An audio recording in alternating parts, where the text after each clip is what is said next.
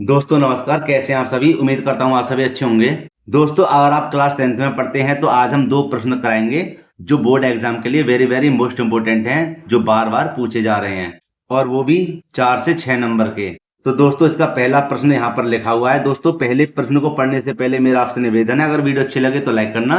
जो छात्र चैनल पर नए हैं चैनल को जरूर सब्सक्राइब करें तथा बेल आइकन को प्रेस करें, जिससे आने वाली वीडियो का नोटिफिकेशन समय समय पर मिलता रहे। दोस्तों पहला प्रश्न कुछ इस प्रकार लिखा हुआ है।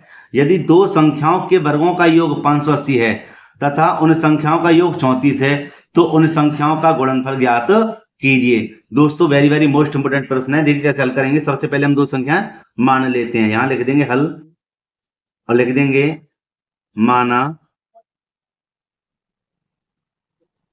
पहली संख्या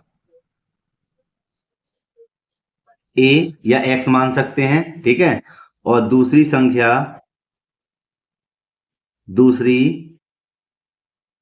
संख्या b मान लेते हैं। क्या मान लेते हैं? b। अब इन्हीं के आधार पर इसको हल कर लेते हैं। दोस्तों यहाँ पे ध्यान देना आप सभी कि सबसे पहले कहता है दो संख्याओं के वर्गों का योग कितना 580 है। तो यहां लिख देते हैं हम प्रथम शर्त। क्या लिख देंगे? प्रथम शर्त। और यहां पर लिख देते हैं दो संख्याएं कौन सी हमारी, एक संख्या a है और दूसरी संख्या हमारी क्या है? b है। इनके वर्गों का योग कितना है? 580 है। कितना है? 580 है। ठीक है बेटे, यह बन गया हमारा क्या? समीकरण नंबर 1। ठीक बेटे, अब आगे चलते हैं।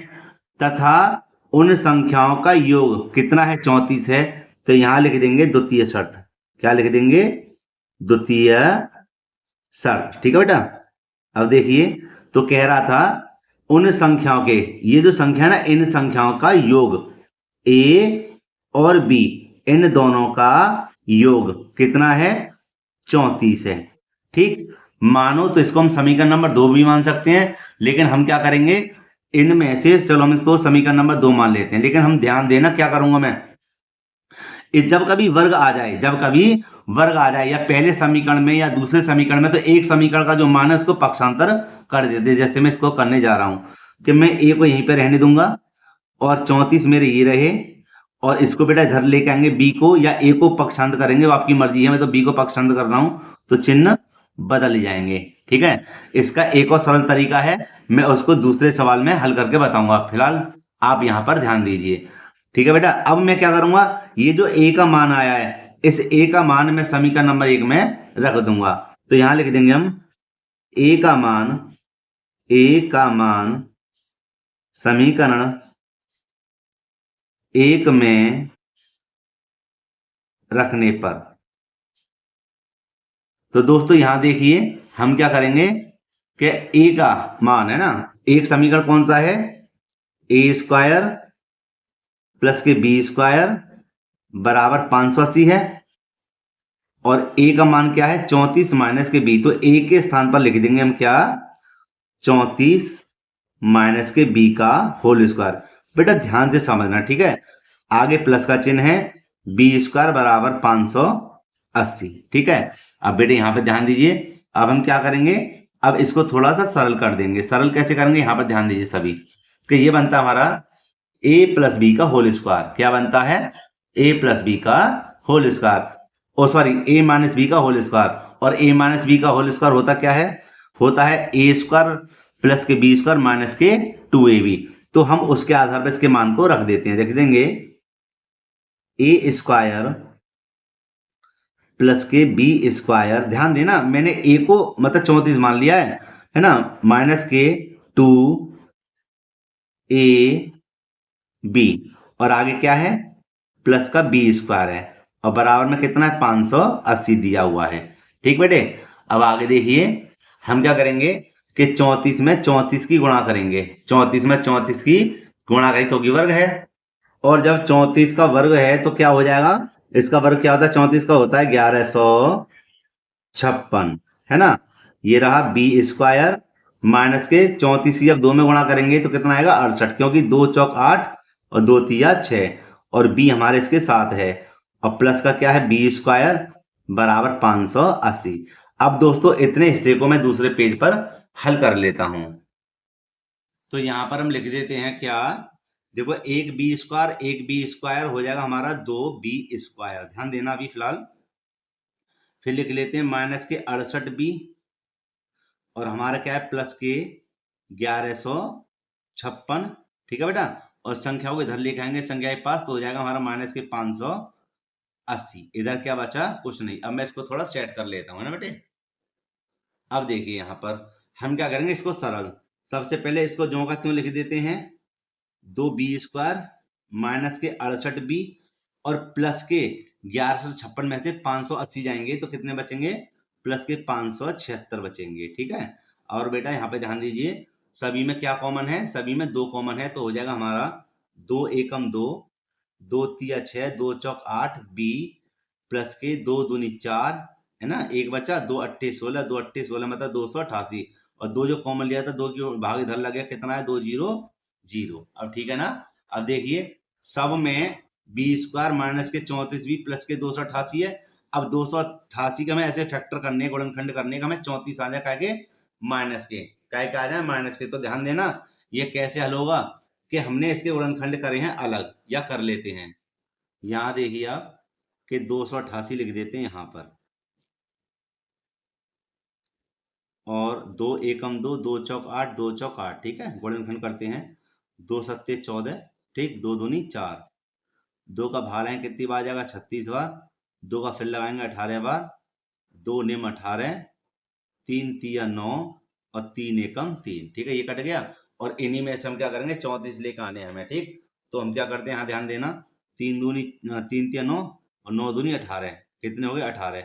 और देखिए 2 दूनी 4, 4 दूनी 8, 8 दूनी 16 और गुणा में 16 और 16 और 18 कितने हो गए 34 हो गए, कितने हो गए 34 हो गए, है ना, समझेगा नहीं। 16 और 18, 18 या 16 कितने हो गए 34 हो गए। तो हम इसके लिखेंगे कैसे, यहाँ पे देखिए यहाँ पर हम लिख देंगे b² माइनस के ले लेंगे 18 ज्यादा पहले कोई बात नहीं है, माइनस के 16b और प्लस के कितने 288 बराबर 0। ये दोनों हो गए हमारे कॉमन। ठीक है, अब बेटा यहाँ पे ध्यान दीजिए दोनों में क्या कॉमन है, b कॉमन है। क्यों, क्योंकि दोनों तरफ b आ रहा है तो 2b में से एक b बाहर आ गया, एक b बचा, माइनस का 18 बचा। माइनस के देखो 16 कॉमन है, क्यों, क्योंकि 16 का भाग इधर चला है लेकिन यहाँ तो प्लस है इसलिए बाहर माइनस तो अंदर अंदर का चिन्ह बदल जाता है। 16 का भाग लगा देना कितनी बार जाएगा 18 बार। और यहाँ देखिए b माइनस के 18 कॉमन हो गया, क्यों, क्योंकि दोनों तरफ ये आ रहा है और यहाँ पे b माइनस के 16 यहाँ पर बचा, b माइनस के 16 बचा बराबर 0। अब देखिए कि इन दोनों में b माइनस के जो 18 है एक बार तो लिख लेंगे इसके आगे 0 और एक बार ले लेंगे यहाँ पर बराबर 0 और b बराबर इसको धरभैया काय के हो जाएंगे प्लस के हो जाएंगे, है ना, पक्षांतर करने में चिन्ह बदल जाते हैं।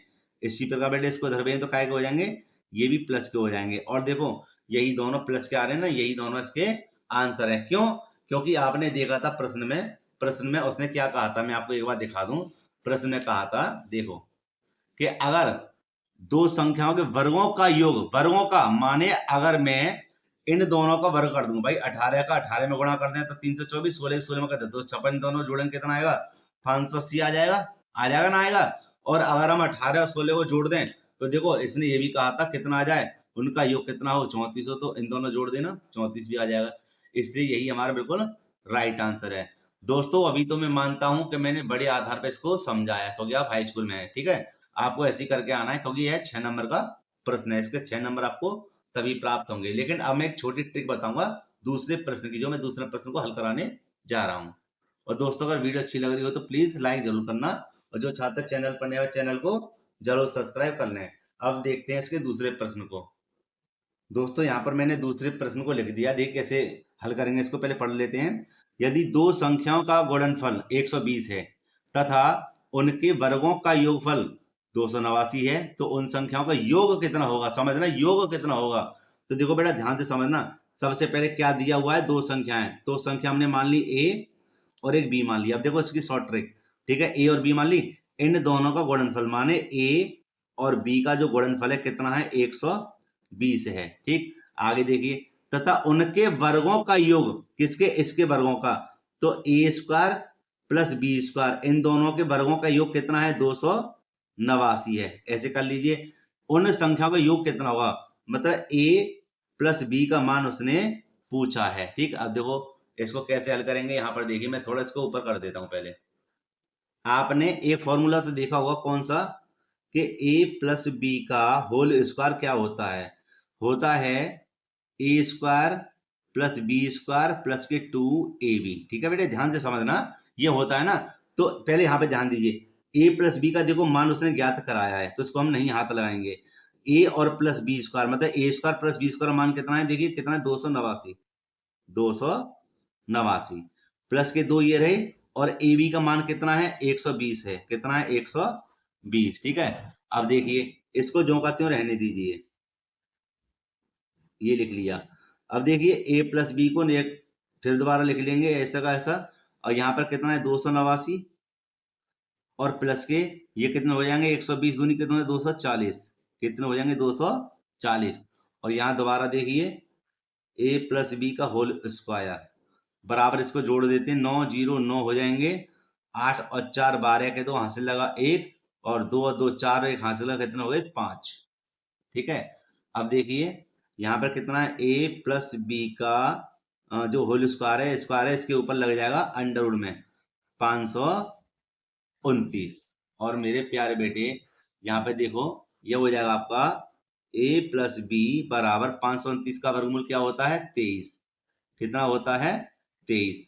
और उसने पूछा क्या था, योगफल पूछा था। क्या पूछा था, योगफल। यहां पर आप ध्यान दीजिए, ये देखिए क्या पूछा था, योग पूछा था, योग कितना है। और योग देखो यहाँ पर है ना, a प्लस बी बराबर क्या, और a प्लस बी का जो मान कितना आया निकल के, 23 आया निकल के। कितना आया, 23 निकल कर आया है। तो दोस्तों यह इसकी शॉर्ट ट्रिक थी, और इस ट्रिक के बारे में मुझे बताना कैसी यह वीडियो लगी। ठीक है, और मुझे कमेंट बॉक्स में जवाब देना। तो यही इसका क्या है दोस्तों, आंसर है। दोस्तों अगर वीडियो अच्छी लगी हो तो लाइक करना, और जो छात्र चैनल पर नए हुए चैनल को जरूर सब्सक्राइब कर लें, तथा बेल आइकन को भी प्रेस कर लें, जिससे आने वाली वीडियो को नोटिफिकेशन समय समय पर मिलता रहे। दोस्तों मिलते हैं इसी प्रकार एक और वीडियो में। जय हिंद।